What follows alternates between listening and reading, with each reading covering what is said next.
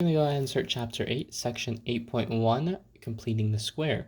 The square root property says, if b is a real number and a squared equals b, then a equals plus or minus b. This is just saying that when we square something, there's two answers, the positive and the negative version. The quadratic equation, which you might have seen in other math courses, is just of the form ax squared plus bx plus c equals 0, where a is not equal to 0. And what we're focusing on is completing the square, writing a quadratic equation so that one side is a perfect square trinomial. Remember that a trinomial has three terms because tri, like tricycle, means 3. So example 1, x squared plus 6x equals 10 is not in the quadratic equation because it's equal to 10 and not equal to 0. And it's not trinomial because there's not three terms on one side of the equation.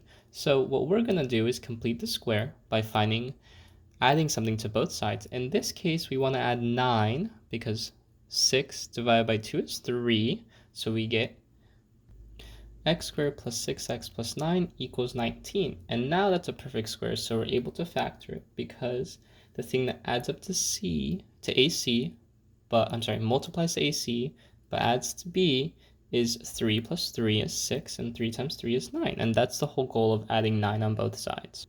And there we go, x plus 3 is equal to 19 is all we're doing because we were just asked to complete the square. Other examples might include x squared minus 15 equals 0. Let's start by adding 15 on both sides. And again, remember the opposite of squaring something is square rooting. In this case, we get x equals plus or minus 15. In example 3, we're given x squared equals 63. Again, we start off by square rooting both sides.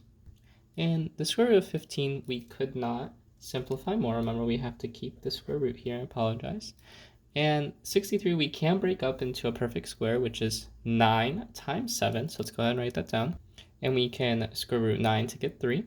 But 7 is not a perfect square, so we keep it inside. And our final answer is x equals plus or minus 3 square root of 7.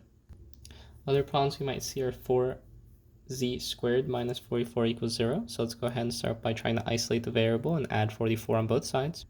We can divide by 4 on both sides. And from there, we can square root and get z equals plus or minus 11. And that's it for these notes.